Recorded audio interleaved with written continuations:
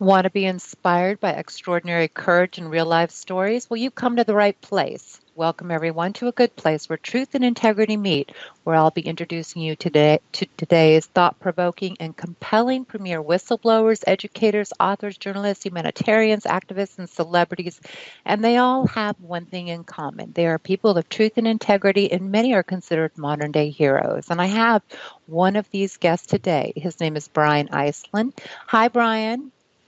Hi, how are you? Great to be with you. It's a pleasure to have you today. So, I'm going to tell everybody a little bit about your background and what you do. Brian is the founder and CEO of Slave Free Trade, an international NGO, a former Australian soldier and federal agent, and now CEO of Swiss NGO Slave Free Trade. His goal is to make it possible for businesses, governments, and consumers to eradicate modern slavery by providing them the platform that guarantees products made with respect for human rights. Do you want to add anything to that before we move on? No, I think that's a good start. Thanks. Okay, so how on earth did you end up doing what you were doing? I'm very curious to know what led you down this path to picking up this disturbing cause. Uh, I think everybody that I meet doing similar sorts of things, the colleagues I've had over the years, there's always been something quite similar in our background, which has led us to this point. And it seems to be this, frankly, the common denominator is a rescuer complex. So we see injustice and we have to step up. We saw our friends being bullied at school, so we stepped in, and these sorts of things as a youngster. And then I became a soldier for obvious reasons connected to that, and then became a federal agent again for those reasons. And so the path has been a dogleg one, a non-linear career, as they say. But in fact, there's a red thread, and the red thread is kind of wanting to be the rescuer. So that's perhaps how I came to this most clearly. But it was. And you were. Oh, go ahead. But I mean, I was on this path as a soldier and a federal agent, and I was doing what everybody as a federal agent really looked up to. You know, I was doing the criminal intelligence, and I was doing organized crime operations, and posted abroad, served in China in that capacity. And it was only after an awakening on a human trafficking case that I started to realize that actually this was much more compelling. This was much more important, because counter narcotics, frankly, the business of counter narcotics it's a generated one. We created it. It's false in a way, and it doesn't ring as true as working on something as tangible as human trafficking. So that's where the shift came. That's the big change. And was this in Australia or Sweden? Because I understand that was in China. That was in China. Okay. Yeah. So I was a soldier in Australia, federal agent in Australia. So 6 years a soldier, 13 years a federal agent. Sorry. Okay, just wasn't sure which countries at which time. So thanks for clarifying that. Yeah, and then while I was a federal agent, I was posted abroad and served in China, and that's where we started coming across human trafficking. When people think about human trafficking and child slavery, they think often of China, but we know it's more extensive than that. Why don't we start out talking about the exact definition? Because I've done my research here, and it said, when they wanted to read it, said, but this is the United States definition. It says modern slavery, trafficking in persons, and human trafficking have been used as umbrella terms for the act of recruiting, harboring, transporting, providing, or obtaining a person for compelled labor or commercial sex acts through the use of force, fraud, and coercion. I saw several definitions, but I'll turn it over to you. I bet you know the best definition to share. There's a really easy way to think about how these terms work together. So the most umbrella term is modern slavery. And under modern slavery is not a legal term. It's not a legal definition. It's tries to capture the contemporary nature of servitude. And then under modern slavery, there are really 4 conditions that are included. And those 4 conditions are framed in international law. So that's when we start getting into, for example, the definition you just mentioned from US law, which is a function of the international definition, which is from the Trafficking Protocol to the UN Convention on Organized Crime. So the 4 conditions that are part of modern slavery are forced labor, child labor, human trafficking, which is the definition you just read out, and the old-fashioned slavery and servitude that was captured in a UN convention from the early part of last century. So these four conditions are what make up the umbrella, what come under the umbrella of modern slavery. And Okay. one of the very important things to remember about these definitions is that they're legal definitions, and so on the ground they make a lot less sense. And the division between modern slavery and a place where human rights is respected, for example, it's not clean. It's not a clean cut. There are shades of grey all the way up from modern slavery right through to respect for human rights, and you have to allow for the nuance. And so this is why modern slavery is actually a reasonably useful term, because it allows for those shades of grey where definitions just don't seem to cut it. What is one of the saddest, when you were in China, what is some of the environment? What did you see happening that was disturbing to you? For me, the life-changing case, and I can't give specifics of location, but it was babies being trafficked for adoptions. And so those babies were being bred through brothels where the girls were not allowed to use condoms, and the babies were bred and wet nursed for a while, and then moved in coaches, the sort of buses that run between New York and New Jersey, sort of buses, to international adoptions in neighboring countries. So for me, that was actually the life-changing moment. That was oh my God, this is not packets of heroin, this is babies being trafficked the same way. And, I think you have to be odd if you weren't changed by that. And then they would keep all these babies. I mean, here in America, of course, became quote unquote popular to adopt a Chinese baby or an Asian baby. Yeah. And, my cousin adopted two, and they weren't even able to walk correctly because they were put in these orphanages and no one held them. Yeah. They just were in their bed. So she had to teach this 2-year-old how to walk and she's overcome so much of it, but it was just awful. And, they're not picked up, and there's only like a few people for all these babies that are waiting to be adopted. Yeah. Well, the babies that come from these traffic circumstances have come through pretty horrific births and development. But the thing to remember is that they are actually, like all of human trafficking, they are a small number in the total volume, because this is one of the ways traffickers work. They inject a small enough volume into a normal trade so that it's not noticeable. So they don't, the babies that I was talking about, that I came across, were being moved to Vietnam into international adoptions through orphanages. So in fact, some of them did end up in Canada, Australia, United States through international adoptions. But that's not to say that all of the babies coming from those orphanages were trafficked. It's rather that it's a small percentage, because that's what traffickers get away with. They sneak small percentages into a normal trade. Okay, that's interesting. So that's something to remember. Not all, every baby coming from a Vietnamese orphanage is not, of course, not trafficked. The vast majority are not, but some are. Okay, before we get into statistics, maybe we can go into a little bit further the different types of modern day slavery, because from when I did my research, there was like a dozen. I mean, there was forced migrant labor, sex slavery, child labor, fishing industry, which I wasn't aware of, prison labor, government forced labor. What are pages of stuff? Trafficking. You could go government. on. So, do you want anything specifically that I think we're going to focus on the child labor, but anything else? Any of these others you want to go into a little further for people to understand? Well, I mean, I think one of the things that we see through, for example, the Hollywood lens, is that human trafficking is principally about sexual exploitation, and it's not true. If you're talking in pure numbers, it's not true. It is, however, one of the most horrific. So I've worked on the sexual exploitation cases for 15 years in 30, 40 countries, and it's always the same. It's men being extremely abusive and setting up a network to move women from one place to another and keep them on the move, keep them disoriented, and force them into sexual situations where forced sex situations where they have no control over what they're doing. They're prostituted 30, 40, 60 times a day.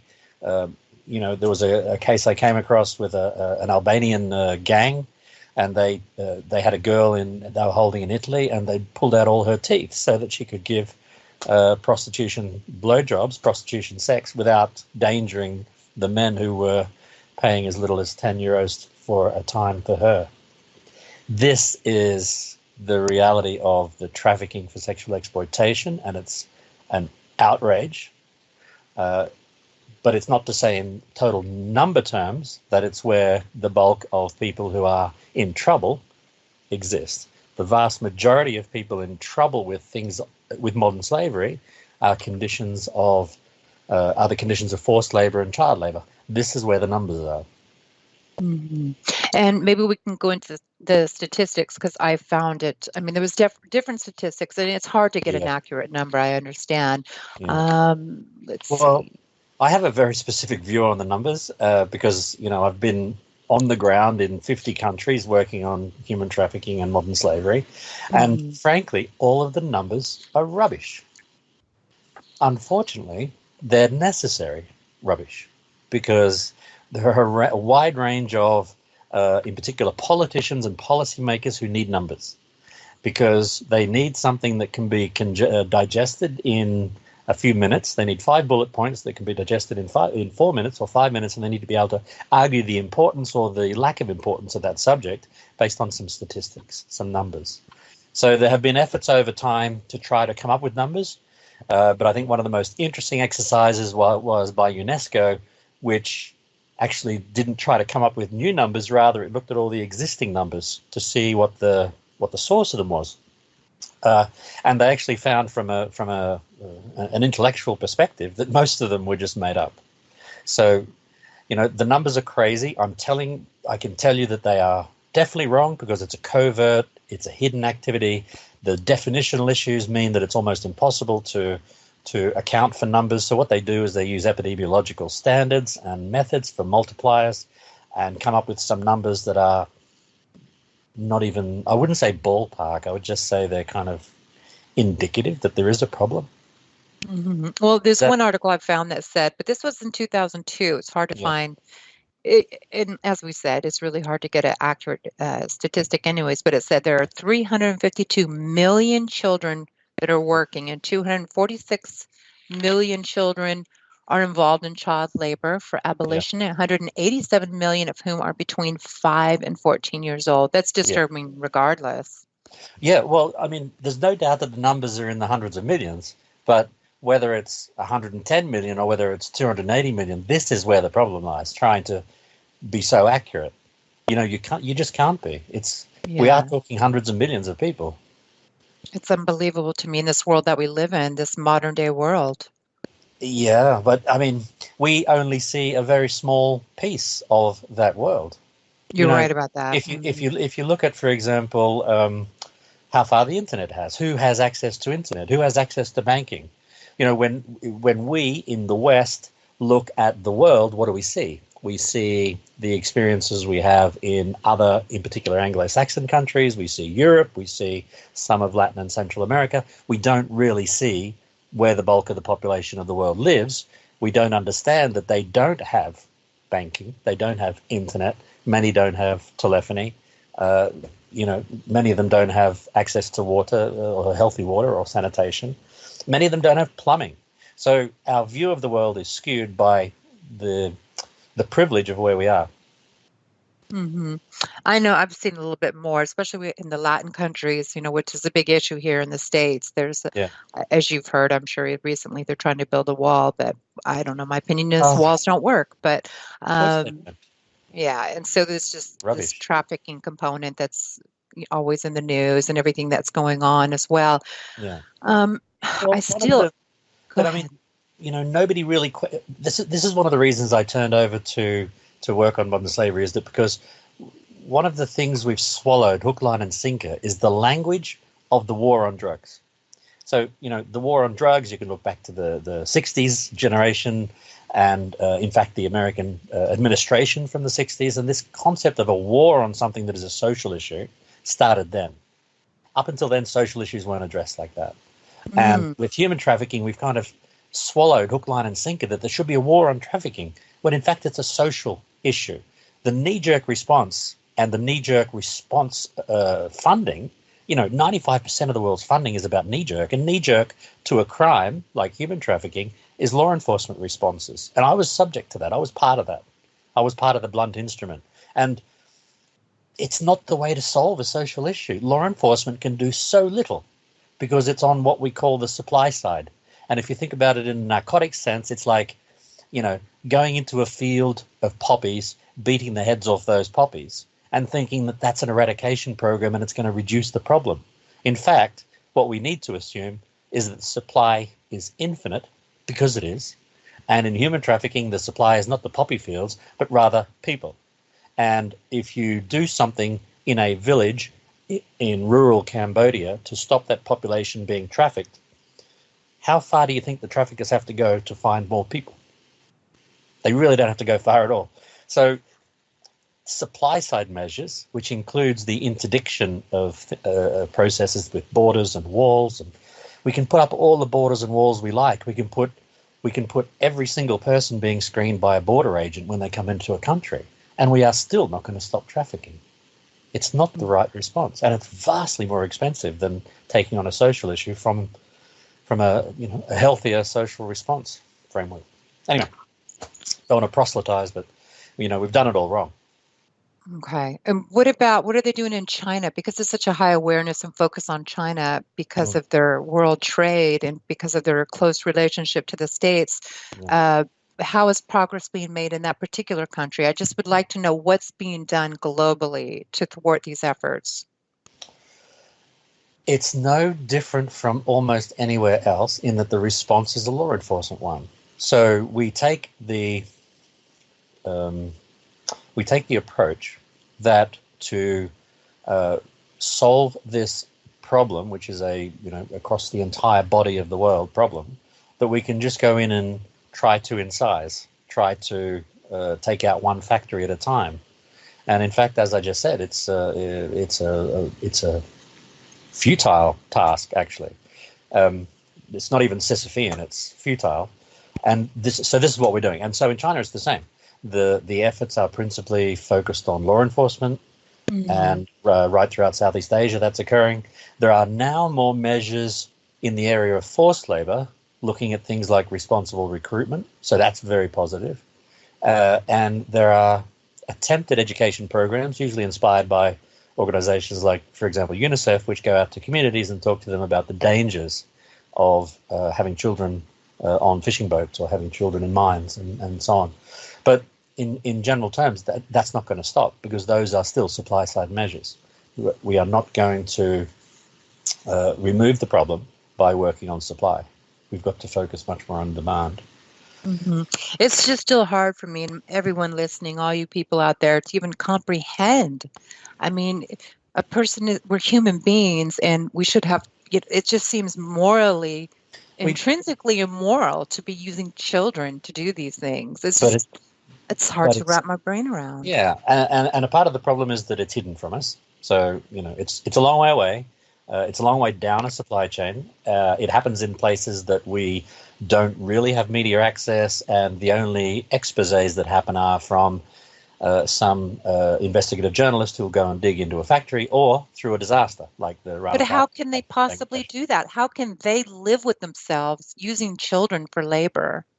That's what I'm trying to understand. Well, it's about it's about personal expediency and profit, and the ability to be able to switch off the sense that person is someone of worth. And frankly, there's a lot of racism in it as well. Every time I've seen, every time you come across these cases, the most severe cases, like the sexual exploitation, for example, it's often one ethnicity harming another ethnicity that they look down on. And I don't want to, because it helps them dehumanize. So there is a racist element. So you'll often find, for example, you know, I'm going to get in trouble for pointing out countries. Probably I'm going to get called by somebody that'll criticize me. But you know, in Oh, France, that's okay. We all get criticized. in France, the men are they're interested in abusing French women for sexual exploitation, but in fact, less French women over time, because of economic circumstances improving, less French women are making themselves available for the men who want to abuse them sexually. So they will quite happily take on black African women. They'll pay them less and they'll treat them worse. And it's the same across the board. There is always, in every country, in every culture, there is always someone who is lower. And that ability to, you know, there's this concept, this philosophical concept called othering. Are you familiar with this process? Where, no, please. So othering is, it's kind of one of the core pieces of our concept of racism and xenophobia. That is, we create a distance between us and somebody else. We other them. So that's hence othering. So this is a way of dehumanizing them, and they become a blur. So in Australia, for example, we talk about Muslims, right? It's an enormous group, but to separate white Australians from Muslims, we other them. We create them as an external entity. They are not part of us. There's no integration, for example, and we start criticizing because of that. So this process of othering, and this is what happened in Nazi Germany with Jews. They were othered by the mainstream German population. And this happens in trafficking. People are able to distance themselves. So ethnicities, a tribal gang, a tribal group, an armed militia in Congo, for example, will much more easily be able to treat badly the women and children of another clan or another ethnicity or another country even. Mm-hmm. So you'll often see, for example, the militias and small armies, for example, they're able to walk across borders from South Sudan, for example, into Kenya, and they will take people of other ethnicity to rape, right? Because the soldiers, the generals feel the soldiers need to be able to get off, so they send them across the border to take all the women from a certain town. And this is a really important part of the dissociative process of us being able to abuse other people. And this happens in human trafficking. It's endemic in human trafficking.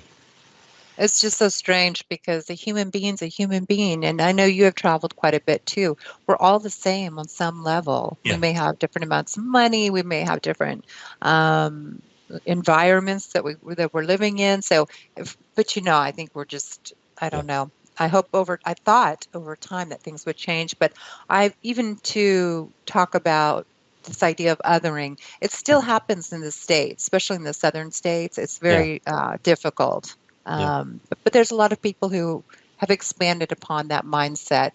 And, you know, I was reading many articles yesterday, and I was reading it, and it surprised me that there were African-American slaves in China being used still. Right. That was surprising to me.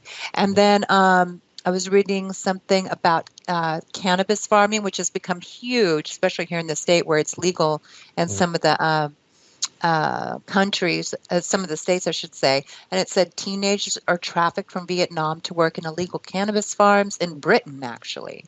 Uh-huh. Yeah, so it's really interesting when you start researching at all the examples they have. Yeah, and I think one of the things we talk about in the modern slavery world is about vulnerabilities. So there are push factors, if you like. There are vulnerabilities around people that make them more likely to become victims of modern slavery. Because, you know, it's not because of your age or your looks or your nationality or any of these things individually. It's about an aggregation of these vulnerabilities. And proximity to crime networks, for example, is a vulnerability. So if you are a friend of somebody who is a low-level drug dealer in a gang, then you're more likely to be caught up in the drug gang. It's that kind of thing. But one of the interesting vulnerabilities is this other. You know, if you are not of the majority ethnicity or the majority nationality where you are, then you're actually at more risk. So if you are, for example, a ethnic Vietnamese living in Cambodia amongst Cambodians, then you're actually more likely to come to harm than if you're Cambodian. So this othering is a significant vulnerability. And I think in the United States, for example, you would see that amongst the population that comes from Mexico and Central America. You would probably see it's a prediction. I can't know by numbers myself, but you would probably see that there's a significantly higher risk of them being enslaved than the average white American. Yeah, and part of it too is because, they don't have the education or the opportunity, and that's what they've known. They've been sexually trafficked, and so that's what they do. They eventually consensually are involved with these types of crimes. Mm. Yeah. Well, these are all vulnerabilities. Yeah. Definitely. So let's see what other we can cover. Where can people get some accurate information as far as statistics go, and what are some of the? Go ahead. Oh, we'll be back after this break. Hold on, everybody.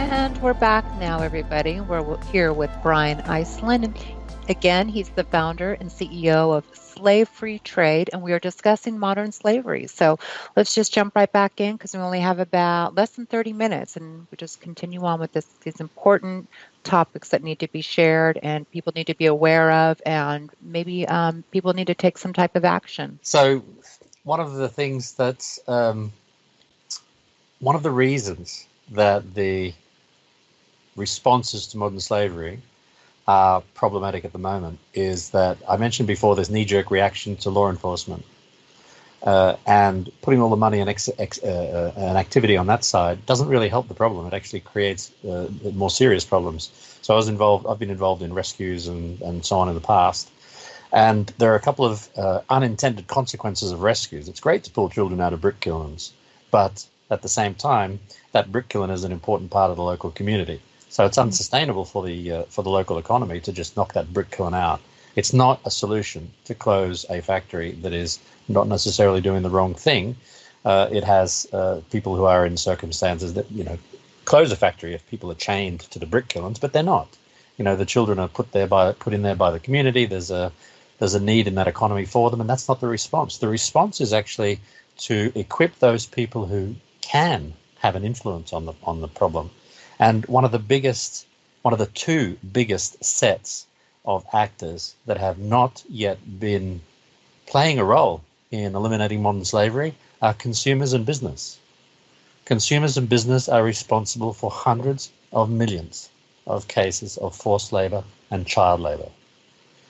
I went to a factory that it was actually an audited factory, and the auditor had given it a big green tick. And I went to this factory, and it was gorgeous, and not a single thing was being made there. But it was audited by one of these large ethical auditing companies and given a big green tick to the company. So the company itself, of course, the auditor, of course, was complicit, because there's no way you could go into this factory and realize and think that anything was being made there. So a part of my job was to camp out and find out where the real factory was, because things were being made nearby. And so about 3 miles down the road was the real factory. And this is a place where children were tanning leather for going into our shoes and our belts and our car seats. And they were using, I don't know whether you know the chemical chromium, but it's long been known to be desperately carcinogenic. And the types of cancers we're talking about are pancreatic and lung cancer, right? Not the good cancers, not that there's good cancer, but they're way down the list of where cancers stand. And chromium also does, I saw this child with holes in her legs. She couldn't walk anymore. She had these holes in her legs. You could see right through to the middle of her legs, right through to the bone. And that was chromium ulcers eating away her skin. And they're up to their elbows in this chromium solution, tanning the leather that comes across in our even luxury brand leather shoes. So this is the sort of thing that we're talking about. And who's culpable for this? It's one thing to go and close that factory, but the demand will still be there for those shoes. And other people will just step up and the factory 5 miles down the road will just step up and deliver. So what we can do about this is consumers and business acting together to say, enough. we don't want to buy things that have harmed people. And let's take control of this. Let's take back control of this. It doesn't need to be out of control, as the impact of globalization has meant that supply chains have proliferated terribly. And we have most businesses at the retail level, we found, have 0.01% visibility of their supply chain. They have absolutely no idea. So you're talking about big companies like all of the luxury brands.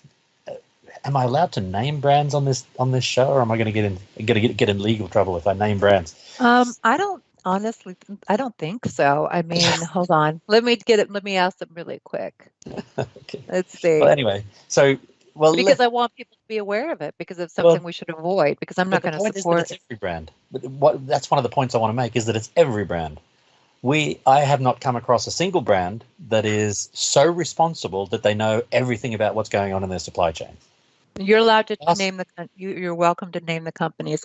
And I do think it's important because I just absolutely, I know you say it's every brand, but I think some brands are worse than others.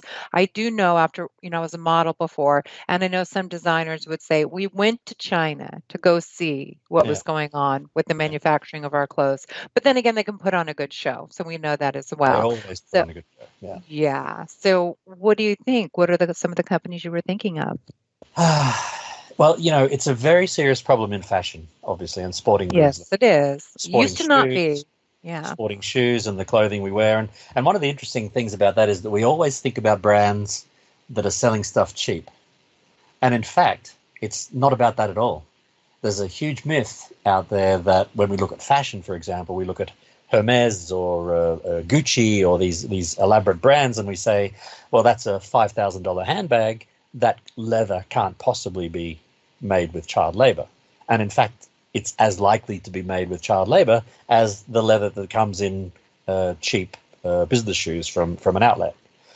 The point is that nobody knows. Gucci doesn't know any more than Target knows, because they only know what's called the first tier of their supply chain, which is an extremely small percentage of their supply chain. They have no more visibility beyond that, and unfortunately they have rushed to develop their business over the last 30, 40 years and actually given almost no consideration to the conditions under which things are made and what I call the human supply chain. They're all focused on products, colors, characteristics, sizes, and market.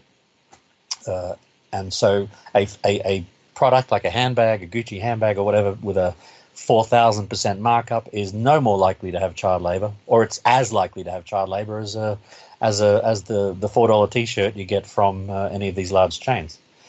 It is a myth that slave-free and slave-made are not the same price. The economics of supply chains is such that the $4 T-shirt that you bought from that outlet is still going to be a $4 T-shirt if everybody in the supply chain is treated right. The price, right down at the bottom layer of the supply chain, which is where the vast majority of modern slavery occurs, the slaver is actually not the price setter. The market sets the price. The slavers are a percentage within the overall trade. They don't set the price. Two fishing boats full of one full of slaves, one full of free men, they sell their tuna at the same price when they get to port because they don't set the price. What happens is that boat captain with all the slaves on board, the theory is that captain actually profits more. He puts more in his pocket because he's got slaves, which in fact is also it's kind of a falsehood or one of the myths, because those captains just actually haven't calculated the costs of slave keeping compared to the savings that they could make if their people were free. So there are a whole number of myths out there, but one of them is that slave-free is somehow more expensive than slave-made, which is absolutely not true. There's no difference in price. The $4 T-shirt will still be the $4 T-shirt, and if a business wanted to put a premium on that because they've gone to the effort to make sure their product is clean, it's still a $4 T-shirt. If they wanted to put a price hike of 12 cents on it, does that really make a difference? Arguably at the retail level, where they take 60 to 70% of the value of the item anyway, that 12 cents doesn't really stand to be a big issue. Mm-hmm. It's just interesting because I remember the fashion industry. When I was in that business, I was 14 years old. Right. And I remember that's a whole nother unhealthy life. Unhealthy. Anyway, so I remember things in China were like a joke. I mean, all these great, it's just interesting the degradation of what's happened. Because, and then back then, everything was in Europe. Maybe one of the countries I'm trying to think, maybe Taiwan. Some clothes are manufactured there, but Yeah. China never, ever, ever, ever. And then I think what happened is so many people started outsourcing to China that there was no way they could make a profit unless Mm, they didn't do the same. mm. So, Yeah. So consumers and business are largely responsible for what I would say is the bulk of the growth in modern slavery cases, forced labor and child labor cases globally. Consumers and business together, and the vast majority of that is because it's unintended. mm, We as consumers, we want the $4 T-shirt, but we don't realize that somebody at the other end is suffering for it. So the ability to, in the same way we don't know that the person who made it doesn't have a bank account or doesn't know what the internet is. There is this dissonance, I guess, and distance between the consumer and the retail level business or the owners of the supply chain, so to speak, from mm. everybody else in the supply chain. So we've really got to start getting involved. And until now, consumers haven't had any way of knowing. Even after the things I've seen in the last 17 years with, a 12-year-old boy shot in the head, dumped overboard from a fishing boat because the captain didn't need him anymore. This is putting the prawns in our freezers. And I mentioned the leather goods with the girl with the chromium ulcers in her Oh, legs. yeah. This is the face of what we consumers and we business, I'm not business, but we the business people have created. It's not because we intended to create it. It has happened. What we haven't done is taken responsibility for making sure it doesn't happen. And we've been running and hiding behind excuses. Business has been hiding behind excuses like, oh, that's so far away, or it's so far down our supply chain. There are so many layers we can't possibly know. So we've done all sorts of things to excuse the problem, but we've actually created the problem in the first place. So my argument is that consumers and business need to get engaged, and that's why I started Slave Free Trade, because a consumer walking into a store at the moment, even if they've that morning read an article about child labor in Target supply chain or H&M supply chain or whatever, I've named those brands, but they're not specific. All brands are doing it. People have nothing to act on. They walk into a store and there is nothing in that label. There is nothing about that product except this misapprehension about price. There is nothing about that product that says that there is human rights behind it or there is modern slavery behind it. There's no way to tell. I can't tell. I walk into a store and I have to buy what's available if I need something. Even though I know full well there's a substantial 80% of what we buy has got slavery in the background. Oh, that's awful. So I always think we haven't got that choice because consumers walk into a store and they don't have a chance. And so what happens with our psychology is that we actually put that modern slavery to the back of our heads. We put that image of a child, or we put that, even if it's a Hollywood image of slavery, we still put that to the back of our minds when we walk into the store where we're looking for that T-shirt. We don't even think anymore about it. There's a cognitive dissonance, a switch off. And so we can actually reverse that, though, because if you deliver information at the point of sale that says this is made well, and you just have to look at things like the bio, organic, fair trade, Rainbow Alliance, all of these things. As soon as you start to put those sorts of things on products, it triggers something in people. The psychology is there that says we can no longer be removed from that. We can no longer put it to the back of our minds. There is something here to focus on. And with those other labels, it makes us focus on whatever the core thing that those labels are in the market for. So with fair trade, the first thing that comes into somebody's head, if they understand what the label is, many people still don't, but the first thing that comes into most people's head when they see it is that this is about redistribution of proceeds from the sale of those premium priced products back to workers. So they do know there's something going on, and they can no longer distance themselves from it. It's no longer possible to shut it off. There is an issue there. And it's the same with human rights, with modern slavery. Until now, there hasn't been a single way, there's not a single label in the world that tells you that there's no modern slavery behind a product, that there is human rights abuses there, or there's not human rights abuses there. So that's why I started Slave Free Trade, to provide that. So we put that on products in stores, and You with a consumer app, you take a journey down the supply chain. You scan the product on the shelf, and you see in the app that it shows you down all the way down the supply chain. You can take a video tour of the plantation where the cotton was picked, and you can tip the workers and all sorts of these interesting things. But the everything changes when you put something on at point of sale that says, "Hey, hang on a second, this is clean," and we can guarantee it. And then, people think differently at that point. They can't even interact very well, very easily, very comfortably with the products around it. If there's two T-shirts on a shelf and one of them says slave-free, there is an immediate assumption, right or wrong, that the one next to it must be, if that's slave-free and that one doesn't have a label, then what is it? So the psychology changes dramatically when you start to invite consumers in by saying, here's an issue. This one is slave-free. What about everything else? It changes it's a game changer.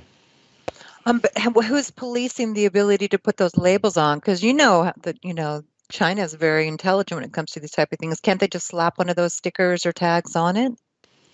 No, the way it works is that they can, but what we've got is an app that decodes the barcode of that product. I see. And so they can have the sticker on it, but then the interaction with the product will not work. I see. If it's a fake. Okay. Yeah, no, we're fully expecting someone to fake it at some point. Somebody's just going to photocopy the label, right, and put it on other things. This will undoubtedly happen at some point. But it's happened with all other labels, and they've all experienced it and come out the other side. Let's just see how we go on that. I'm predicting that we'll get people trying to fake it and copy it, but we'll hopefully the fact that the consumer app can be used, the smartphone can be used to distinguish a fake one. It shows you what a real one is. Then maybe that'll make a difference. Well, this is a really noble thing. I mean, to assist in trying to stop some of the slavery that's going on in this world. I really appreciate that. And it's such a good cause. And if, say, people want to volunteer or somehow get involved in a grassroots way, what would you suggest? Well, if they want to volunteer for slave-free trade, you mean? We are a volunteer. We're a completely volunteer organization. I've funded this project out of my savings for the last 3 years. So we're very happy to take on volunteers. We need all sorts of assistance, people to write articles, graphic design. We have nobody in graphic design, and sales. We have nobody speaking to business except me, who can go out and talk to business and say, listen, we can give you 100% visibility of your supply chains and constant assessment and monitoring of human rights situations in every workplace in your supply chain. This is something businesses are not used to. They don't believe it. They didn't believe it was possible 2 years ago, but we've now built it, and we've been live for 1 month now. So we're happy to take volunteers who can give us any of these skill sets: graphic design, social media. We have nobody managing our Facebook page. It's really simple stuff, but we're relying on volunteers. We're a volunteer organization. So please, if anybody would like to volunteer. What's the website? Just repeat it a couple times so people can. Slavefreetrade.org. That's easy enough. Okay. Yeah. And if you are out there listening, I mean, it's not something you have to commit to the rest of your life. Sometimes when I volunteer, I'll do it for a month or two. But it is good to be consistent. A couple of hours a week. Yeah, a couple hours a week. That's not a lot of time. That's a couple episodes of your favorite TV show. So I'm always trying to encourage people to do that, to be a part of something and something bigger than themselves. And you end up feeling better. You end up feeling happier. I think people are happier when they do this type of work, and I know I am. And so I just think it's important, as it's kind of our responsibility as a human being to be a part of trying to raise the consciousness, so to speak. I don't want to sound all new agey, but you know what I mean. It's like it is our responsibility. And I don't care what country you are. And it's good to look at the world as a globe. We all share the globe with everybody, and we're all these human beings out there. So it's important. First, we have to bring attention to it in awareness, and then it needs to be exposed on a higher level. I'm really hoping that I have heard quite a bit about this. Luckily, I just was unaware of all the different types of forced labor and modern was so surprised when I started reading. I'm like, oh my gosh, that's going on, and North Yeah. Korea and prison labor and all these different things and Yeah. forced marriages. Well, that's common still in the Middle East, I believe. Yeah. Yeah. It happens a lot of places still. No, that's But very interesting. there's a great, a lot of people with the withdrawal of religion from many people's lives. Many people are now looking for purpose in their lives. You quite often hear about people saying, "Oh, my life seems to have no real meaning, or I don't have any purpose."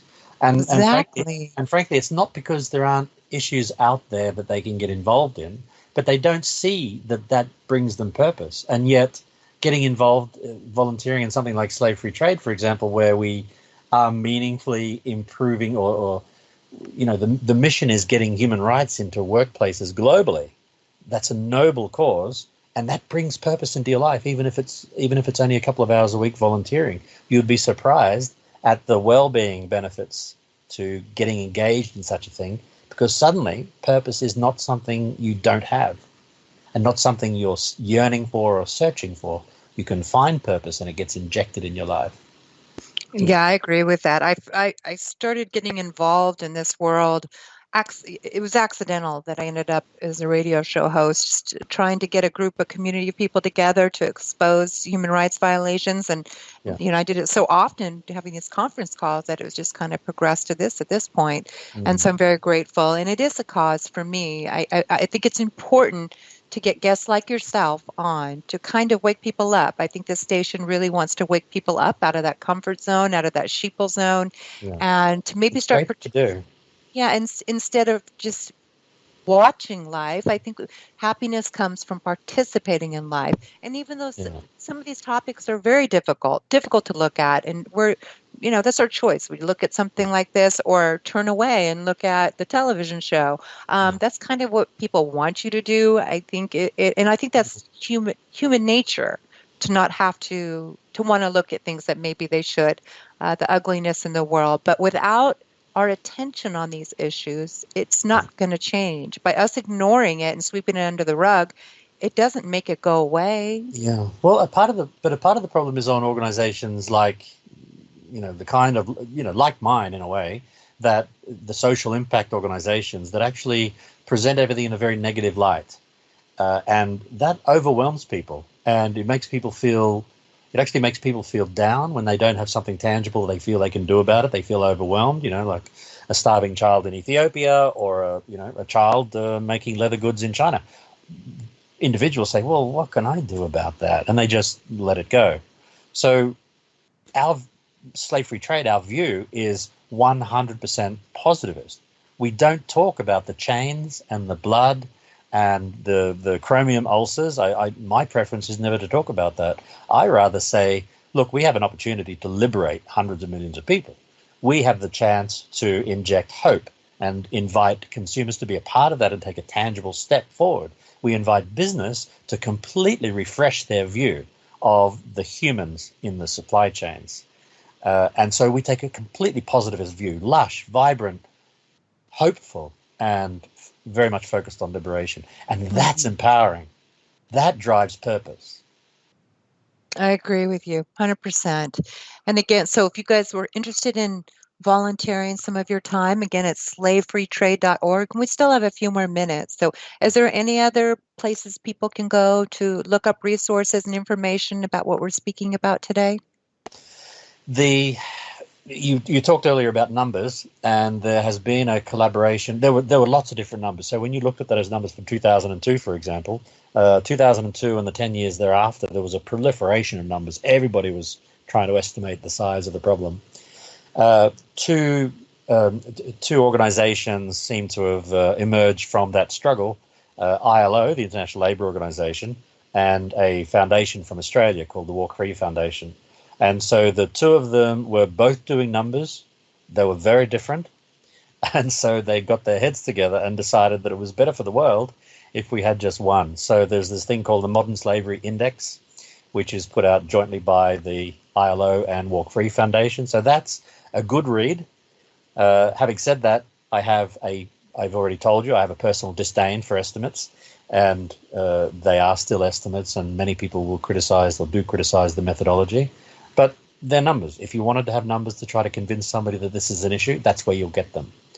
So I'd recommend anybody putting together a briefing packet or a school project or anything like that. The Modern Slavery Index is, at the moment, the best numbers you can get if you have to put numbers on something.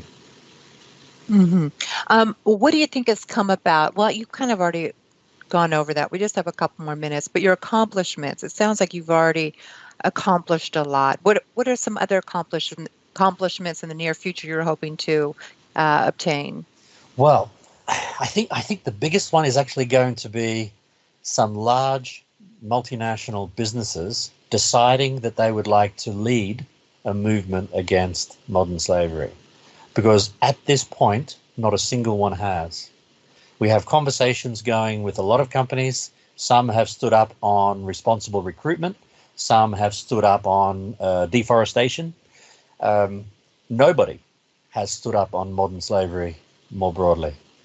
So we need a champion. And I'm expecting in the next month or two, we will start to see a couple of big businesses around the world stand up and say, we are sick to our stomachs of human rights abuses in supply chains, and we no longer believe that we can just close our eyes to it, and we're going to take a stand. And so we will work with them and provide 100% transparency to their supply chains and unleash this platform that Slave Free Trade has built, which has got more lines of code than the Hubble telescope, where we communicate in real time with every worker in every workplace in every supply chain. Thank you. So slavefreetrade.org. Thank you, Brian, so much. It's been an honor.